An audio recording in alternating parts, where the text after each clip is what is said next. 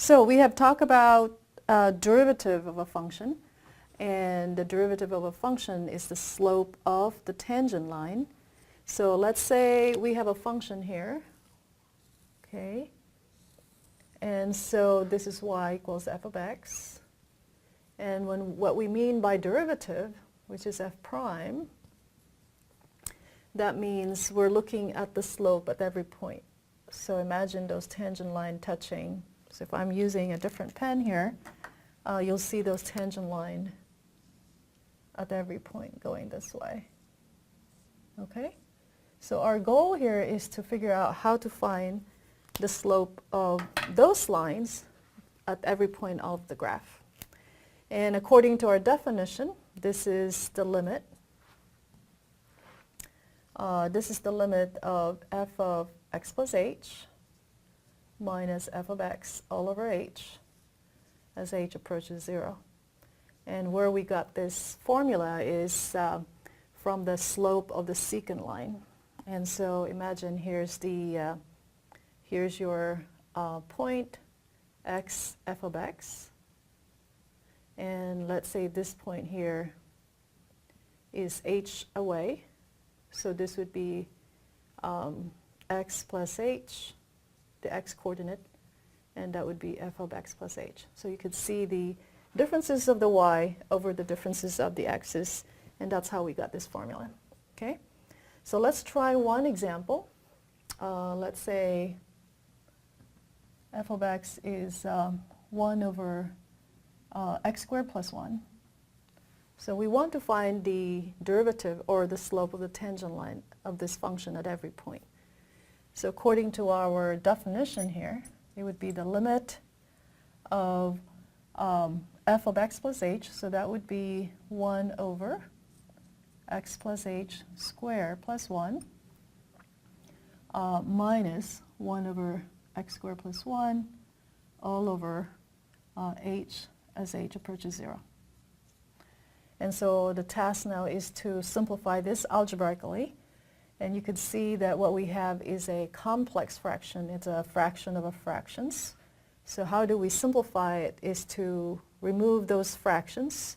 So we're going to multiply the top and the bottom by the denominators, x plus h squared plus 1 times x squared plus 1. Okay? And that means top and bottom. So x plus h squared plus 1, and then x squared plus 1. So by distributive property, when you distribute the those fractions, you get rid of this, this cross cancel out, and you're left with the x squared plus 1. So the first term is just left with x squared plus 1. The second term here, the x squared plus 1 cancels out, and then you're left with this term, so it's going to be minus. And I'll just go ahead and switch the sign, x plus h squared minus 1. And then I have all of these in my denominators, in my denominator. All right? So now let's simplify this expression. You could see that this is x squared minus 2xh minus h squared. And because this is minus, this cross cancel with this minus, the 1 here cross cancel with that 1. So in the numerator I'm left with, let's see, what do I have? A negative 2xh minus h squared all over h, x plus 1, x plus h squared plus 1. So I'm just copying what I have in my denominator. Notice that there's an h here at the bottom, and there's h's on both terms in the numerator, so I could cross cancel those. And so I'm left with the limit of negative 2x minus h, x squared plus 1, and then I have x plus h squared plus 1. And now let's check. Can we do a direct substitution? Notice that it's not going to make our denominator 0, so yes, let's go ahead and make this 0. Let's make this 0. So what do I have? I have negative 2x all over x squared plus 1 here, and that becomes x squared plus 1 also.